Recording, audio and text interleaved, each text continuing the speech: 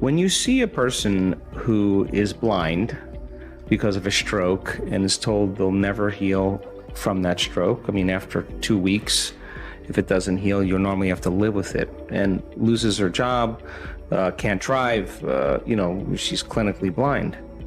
I'm not the person that is going to tell her, you can absolutely heal this. She has to come to that understanding on her own.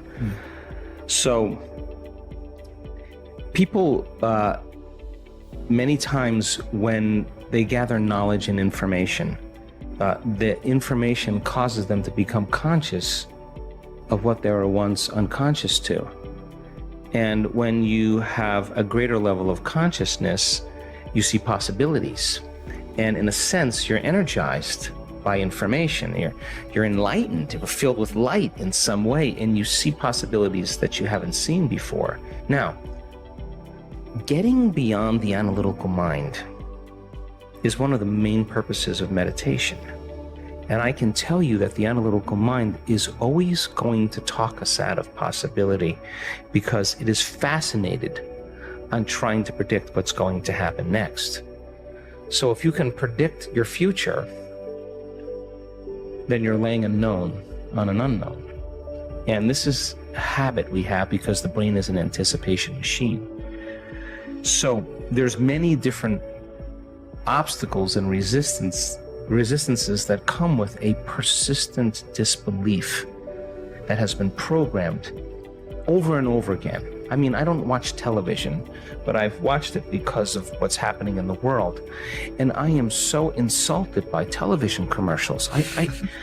I can't believe people would sit there and allow that information to program them, some drug to make them feel a certain way, some look, some whatever. You don't think that has profound effects on programming a person into limitation? When I wrote the book, You Are the Placebo, I was so angry at myself for 2 weeks. I was so frustrated with myself because I bought the program. People believe they need a flu shot because they don't believe the body's innate capacity to heal. 4 days teaching people how to elevate their state increased immunoglobulin A in our research by 50%. Immunoglobulin A is your body's primary defense against bacteria and viruses. It's better than the flu shot. It's better than a flu shot. But that's not the information that people get. So there's a layer of programming that's happening. And the beauty behind all of this is nobody's buying information any longer. I love it. And I'm not prone to believe that guy in that tube telling me the way it is, and nobody should. And more people then, as they start to wake up to information, there's a change in energy. Because change in consciousness requires a change in energy. And now, a greater energy causes systems that were once stable to become unstable, to become chaotic.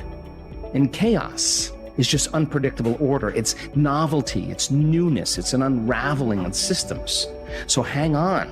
This is a really profound time because it's got to break. And when it breaks, something better come out of it. And it's not going to be governments and politicians and religious figures and whatever leading the way. There is no one leader. Everybody's got to lead. Just like those birds that move in one direction, or those fish that are all in a school and they're moving together, give the appearance of something bigger to predators. You study that principle in biology. It's called emergence. You think that there's one leader that everybody's following. Everybody's leading. And there's a stigma we have in our minds that if you lead with too much passion in your life, you're going to lose your life. Whether you're Martin Luther King or William Wallace or Joan of Arc or Abraham Lincoln, you're going to get it. And that stigma is branded in people's minds for a reason. But this is a time in history to not die for the truth. This is a time in history to live for the truth. And if you're working on your anger and frustration, and I'm working on my fear and anxiety and my judgment, and I'm taking care of me, and you emerge in that heart of yours, and I emerge in that heart, we are going to be like-minded. We're going to be connected by that invisible field. Now everybody's leading, and you just can't take out everybody now. So we can't wait for anybody else to take care of us. This is the fundamental time where something greater's got to grip us. Something greater. And if I see you demonstrating courage, I'm gonna jump in. Mm-hmm. And all of this craziness that's going on is an important time. But when we stop doing all those things and reacting, and we start going, hey, what do you do? Oh, you're a solar panel guy? Oh, I'm a teacher. Oh, you're a doctor? Let's get together and let's start figuring out how to coexist. Oh, you're brown, I'm white, you're black. Who cares? That's the costume you're wearing to the masquerade. I celebrate your uniqueness. I'm weird too. And we're all like that. So the biggest lie is that kind of a way to create separation amongst people for the simple reason to disempower them into limitation, because now they're more dependent on pharmaceutical companies. They're more dependent on religion. They're more dependent on whatever it is that they need out there. But how can you give someone a sugar pill, a saline injection, perform some false surgery or procedure, and a certain percentage of those people will accept, believe, and surrender to the thought that they're getting an actual substance or treatment, and they begin to program their autonomic nervous system to make the exact pharmacy of chemicals equal to the substance they think they're taking.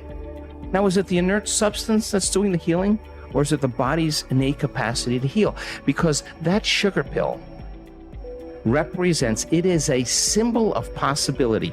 And you hand that person that pill, and they begin to select a new potential in the quantum field called, this could actually work. And if the doctor's enthusiastic, it'll work better. And if you name it something they can't pronounce, it'll work even better. And if you charge a lot more money for it, it'll work even better. And you make it sound like something that it can do for you, it'll work even better. Viagra, Niagara, that's a lot of flow. It's subconscious cues. So then, in the studies on depression, in the studies on pain relief, those people were making their own pharmacy of antidepressants, their own pharmacy of morphine. They were checking the receptor sites on the outside of the cells, and their body was making morphine. So then, do you need the sugar pill? Do you need the saline injection? Do you need to perform some false surgery or procedure? Because all they're doing is marrying a clear intention with the elevated emotion of optimism, of possibility, of inspiration. They're changing their state of being. All right, so the depression studies took 8 weeks, giving the person the pill every day. Most of them thought they were getting the actual substance because they felt so much better. The brain scans showed that they were better. They were getting the placebo. They went back to the researchers and said, I'm sorry, you must have given me the real medication. No, we gave you the placebo. That's how much better they felt. It wasn't one day. They didn't take it once and say, I'm better. He took it for 6 weeks. So then people are so entitled to thinking that the moment they press on their cell phone, they get answers and information. It's not how it works. This is a practice. Every day, changing your state of being, doing it for 8 weeks without a sugar pill, just marrying a clear intention and elevated emotion, changing your state of being without any exogenous substance. Sooner or later, you start feeling good. You practice feeling good every day for 8 weeks, you're going to start feeling good. It's just going to be the side effect. It just makes sense.